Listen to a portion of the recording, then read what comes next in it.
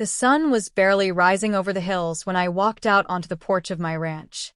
The smell of fresh hay mixed with the crisp morning air and the sound of cattle lowing in the distance made me smile. This ranch had been in my family for over a century, and it was more than just land to me. It was a legacy. I had just poured myself a cup of coffee when a white SUV rolled up to the front gate. Two men in suits stepped out holding clipboards and wearing the kind of smug expressions that made my stomach tighten. They introduced themselves as members of the local HOA and claimed they were here to discuss violations. Violations? I asked, raising an eyebrow. Yes, sir, one of them said your fencing does not meet community standards and you have unauthorized structures near the lake. I laughed out loud, which clearly annoyed them. Gentlemen, this is a ranch. I told them this land is private and has been in my family since before the HOA even existed. But they smirked and said all properties in this area must comply with HOA rules. I shut the gate in their faces. I thought that would be the end of it, but 2 days later a sheriff's car rolled up my driveway, lights flashing. The deputy stepped out and told me the HOA had reported me for refusing to comply with community regulations. Now, I was angry. Deputy, I said calmly, I want you to check your records. This ranch sits outside the HOA boundaries. It is not, and never has been, under their jurisdiction. The deputy pulled out his tablet and started typing while the HOA rep stood behind him with smug grins. But slowly I watched those grins fade. The deputy looked at me, then at them, and said, "He's right, this property is not part of your HOA. You should not be filing false reports." The HOA rep stammered and tried to argue, but the deputy cut them off and told them to leave immediately. After they drove off, red-faced and silent, I stood there on my porch sipping my coffee, feeling a mixture of relief and satisfaction. But I knew this was not the end. HOA Karen, as the neighbors called her, was not the type to back down easily. She had a reputation for pushing her power as far as it could go, and I had a strong feeling she would be back with another plan to try and control my land. And I was ready for her. I did not have to wait long for Karen to make her move. The very next weekend, I was working on repairing the old barn roof when I noticed a group of cars pulling up near the edge of my property. Out stepped Karen in her wide-brimmed hat, clutching a stack of papers like they were holy scripture. Behind her trailed a few other HOA board members, all looking like they were on some kind of mission. She marched straight to the fence and began shouting that I was in violation of noise ordinances and disturbing the community with construction. I set down my hammer and climbed down from the ladder, taking my time. Karen waved the papers at me through the fence, her voice sharp and commanding. "This is an official notice from the HOA. You are to cease all construction and attend a mandatory meeting on Monday." I walked over, calm as could be, and looked her straight in the eye. "Karen, you have no authority here. This land has never been part of your HOA, and you know it." Her face flushed red, but she doubled down, insisting that because my driveway shared a road with a neighborhood entrance, I was subject to their rules. That is when I pulled out the folder I had kept ready for just such a moment. Inside were copies of county maps, land deeds, and even a letter from the county registrar, all proving the ranch was independent of the HOA. I handed them to the deputy, who had followed along after being called again by Karen. He took one look at the documents, then turned to Karen and said, "Ma'am, you are overstepping." Karen's mouth opened, but no words came out for a long moment. The other board members shifted uncomfortably, some even whispering among themselves. I could see doubt spreading through their group like wildfire. For the first time, Karen did not look so sure of herself. I leaned against the fence, sipping water from my canteen, and waited for her next move. Because I knew Karen well enough to know she would not back off without a fight. And I was prepared to meet her head on every single time. The silence between us stretched until finally Karen found her voice again. She jabbed her finger toward me and shouted that the HOA had influence with the county council and that she would make sure my permits were reviewed and revoked. The deputy shook his head slowly and told her that personal vendettas were not grounds for enforcement. Karen ignored him and turned to rally the other board members, but their faces told a different story. One man muttered that he had not signed up for this kind of trouble, and another woman said she thought the ranch was always separate from their jurisdiction. Karen's confidence cracked, but she still tried to hold her ground. She told them that if they allowed me to continue, then my land would become a breeding ground for parties' noise and property value decline. I chuckled and told her plainly that my family had lived on this ranch for generations, long before the HOA existed and long after it would be gone. The deputy excused himself, saying the matter was clear and that he would file a report stating the HOA had no claim over my property. Karen sputtered and chased after him down the road, trying to argue, but the other board members lingered behind. One of them approached the fence nervously and asked if I would be willing to attend a community meeting anyway to explain the situation. I agreed, but only because I wanted everything out in the open so there would be no more surprises. As they left, Karen threw one last glare over her shoulder, a glare that promised this was not the end. And I knew she would be back with another scheme. But what she did not realize was that I had more allies in this county than she could ever imagine. And I was ready to show her just how strong the roots of this ranch really were. A week later, the community meeting was held at the town hall. The room was packed with residents curious to see the showdown between Karen and me. Karen sat at the front, her arms crossed, her face red with frustration, while the rest of the board shifted uneasily beside her. When it was my turn to speak, I walked to the podium and looked out at the crowd. I told them about my family history on the ranch, about how we had cared for the land long before any HOA existed, and how we continued to maintain it responsibly. I explained that my cattle fed by the lake and the small boat I used for fishing were not threats but traditions. People in the crowd nodded, murmuring to one another. Karen jumped up, interrupting me, shouting that rules were rules, and without control the community would fall into chaos. But the crowd did not side with her this time.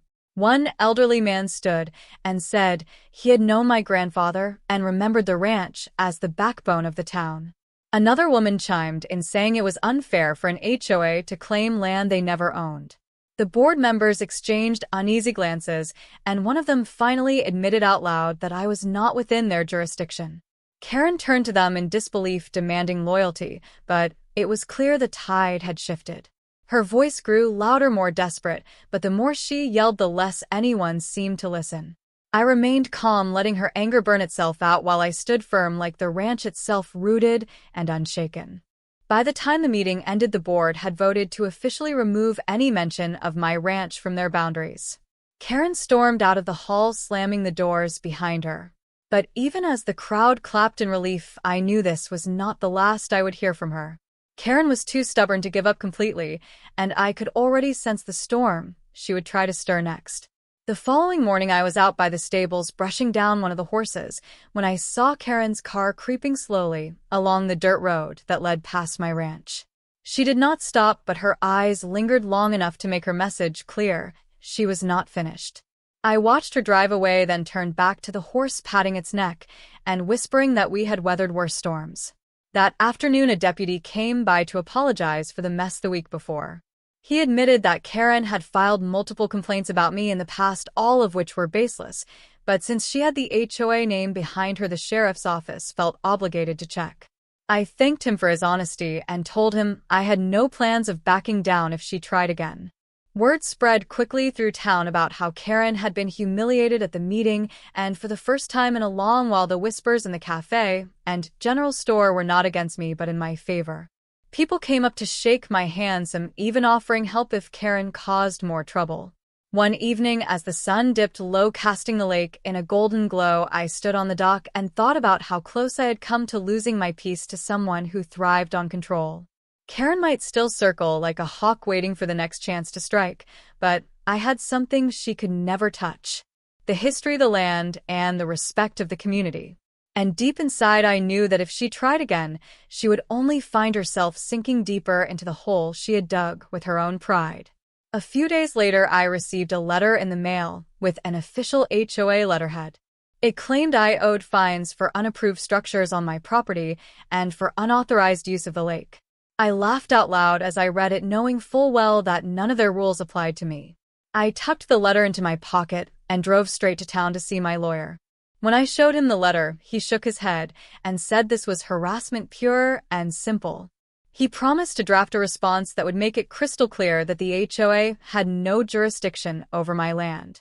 That evening, I sat on my porch watching the wind ripple across the fields while sipping a cup of coffee.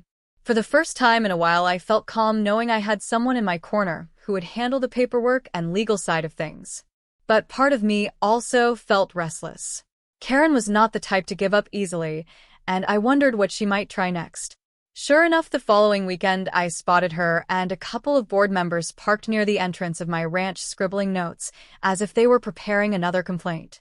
I walked down the gravel drive and leaned against the fence smiling as they quickly pretended to look elsewhere. Karen finally rolled down her window and asked if I was not worried about all the trouble I was causing.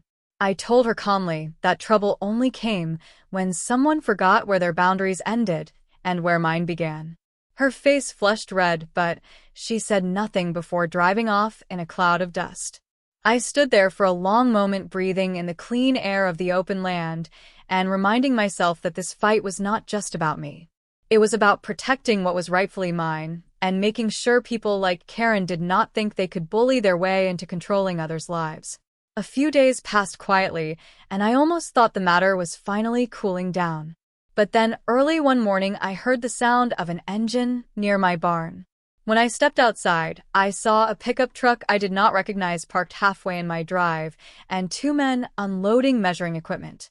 I asked them what they were doing, and they told me the HOA had sent them to inspect the property for violations. I could not help but laugh because they were standing on land that never belonged to the HOA in the first place. I asked them politely to leave, and when they hesitated, I told them the sheriff would be there shortly to explain the boundaries. That was enough to get them moving, and they packed up quickly and drove away. Later that afternoon, I called the sheriff and explained what had happened. He shook his head and said Karen had already called his office several times trying to press complaints against me. He told me to document everything because she was pushing her limits and sooner or later it would work against her. That evening, as the sun dropped low, I walked along the fence line thinking about how much energy she had wasted trying to control me. The land stretched out wide and peaceful with nothing but the sound of crickets and the distant low of cattle. It reminded me why I bought this ranch in the first place. This was my home, my work, and my peace, and no piece of paper from the HOA was ever going to change that. Still, I knew Karen was stubborn, and this battle was far from over. I could almost feel her next move coming, like a storm building on the horizon. The next morning, I was fixing a broken fence post when I noticed a car creeping slowly down the dirt road toward my property. It was Karen again, and this time she was not alone. In the passenger seat sat a man in a suit carrying a leather briefcase and looking far too polished for the dusty backroads of ranch country. Karen parked right at the edge of my drive and stepped out with that same smug expression she always wore. She announced loudly that this was her lawyer and that I had better prepare myself because they were taking me to court. I leaned on my shovel and listened without interrupting as she rattled off a list of supposed violations. When she finally paused, I looked her lawyer in the eye and asked him a simple question. Did you verify whether this property is actually within the HOA jurisdiction? The man hesitated, flipping through papers and maps, but I could see from his face that he was unsure. I pulled out my own documents from the county office, the ones I kept handy ever since this nonsense began. I showed him the boundaries highlighted in bold that clearly excluded my ranch. The lawyer grew pale and quietly told Karen they needed to discuss this matter further before proceeding. Karen's face turned red as she shouted that she would not give up so easily. But the lawyer tugged at her arm, urging her back into the car. They drove away in silence, while I stood there shaking my head at the lengths she was willing to go. Later that night, as I sat on the porch with a cup of coffee, I thought about how persistence can be admirable in some people, but in Karen it was nothing more than obsession. The ranch was quiet again under the wide stretch of stars, but deep inside I knew this was only a pause before she tried something else. 2 days later, I was hauling hay bales to the barn when I saw flashing lights at the end of the driveway. Once again, a patrol car rolled onto my land, and out stepped the same deputy from before. Behind him, Karen appeared, pointing dramatically toward my house, as if she had caught me in the act of some crime. The deputy sighed and walked up to me, scratching the back of his neck. He explained that Karen had called again, claiming I was building structures without permits and violating HOA construction rules. I motioned toward the half-finished shed by the barn and handed him the county permits neatly folded in my pocket. He examined them, carefully nodded, and admitted everything was in order. Karen protested, waving her arms, insisting that the HOA rules were being ignored and that justice had to be served. The deputy turned to her and firmly told her that my land was not under her HOA and she had no authority here. Her mouth opened, but no words came out, just a stammering sound that grew fainter the longer she stood there. The deputy warned her that further false reports could lead to charges for harassment and misuse of emergency services. Karen's eyes widened in disbelief, as if the world itself had betrayed her. She stormed back to her car, muttering under her breath, but this time she looked less certain than before. I watched her drive off down the dusty road, her taillights shrinking into the horizon, while the deputy tipped his hat at me before leaving. The ranch grew quiet again except for the lowing of cattle in the field, but I could not shake the feeling that Karen's fight was far from finished. A week later, the quiet did not last. Karen returned, but this time she was not alone. Two suited men walked with her, carrying clipboards and acting as if they owned the place. They introduced themselves as HOA board members and declared that I was in violation for keeping livestock too close to the property line. I smiled calmly and led them all into the house, where I had set out a stack of documents on the kitchen table. Deeds, surveys, and county zoning approvals, all neatly arranged and stamped. I slid them across to the men and explained that my ranch was classified as agricultural land exempt from HOA interference and that Karen had no claim over me. The men exchanged nervous glances as they flipped through the papers, realizing the truth. Karen's face drained of color. The board members stood up, thanked me for my time, and quickly left without another word. Karen stayed frozen in place, her lips trembling with fury. I leaned in and told her quietly that if she stepped foot on my land again, it would not be the police she would deal with, but a judge. She turned pale as snow and backed out the door without another word. From that day forward, the road by my ranch was quiet again. No more flashing lights, no more shouting, no more false claims. Karen never came back. And for the first time in months, peace returned to my ranch, where my daughter and I could finally live without interruption.